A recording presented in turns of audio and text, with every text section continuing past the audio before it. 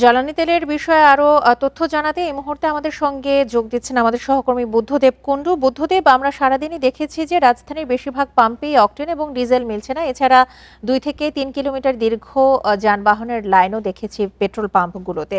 এখন পর্যন্ত আপনি যেখানে রয়েছেন সেখানে সবশেষ কি তথ্য জানা গেছে? এখনো কি সেই লাইন দেখতে পাচ্ছেন কিনা?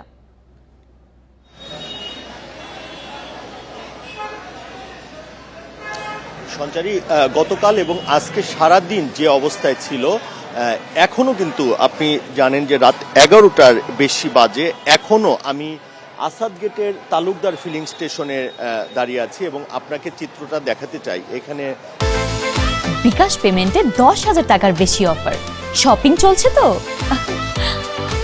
কয়েকশো বিশেষ করে মোটরসাইকেল আরোহী যারা আছে, চালক যারা আছে, তারা কিন্তু এখানে ভিড় করছেন। আমরা একটু আগে একজনের সঙ্গে কথা বললাম, তিনি প্রায় 2.5 থেকে 3 ঘন্টা এই লাইনে অপেক্ষা করে 2 লিটারের একটু বেশি, মানে 300 টাকার 2.5 লিটার তেল পেয়েছেন। তো এখানে সারাদিনই এই অবস্থায় চলছিল। আমরা এই ফিলিং স্টেশনের কর্তৃপক্ষের সঙ্গে কথা বলেছি।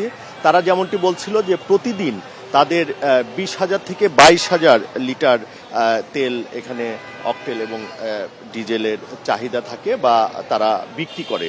কিন্তু এই আজকে যে চাহিদাটা আছে সেটা 50,000 লিটারেরও উপরে হবে এবং তারা এই কথাও জানিয়েছেন যে আর প্রায় 1 ঘন্টার মতো তারা তাদের এই সরবরাহটা দিতে পারবে, এরপরে আর দিতে পারবে না। এবং তিনি এটাও ঘোষণা করেছে যে শুক্রবার এবং শনিবার পড়ায় আগামীকাল রবিবার নারায়ণগঞ্জের ডিপো থেকে আসতে আসতে প্রায় 1টা থেকে 1.5টা সময় লেগে যেতে পারে বা 2টাও লেগে যেতে পারে এবং সকাল থেকেও তারা আর সরবরাহ করতে পারবে না, তেমনটি জানাচ্ছেন।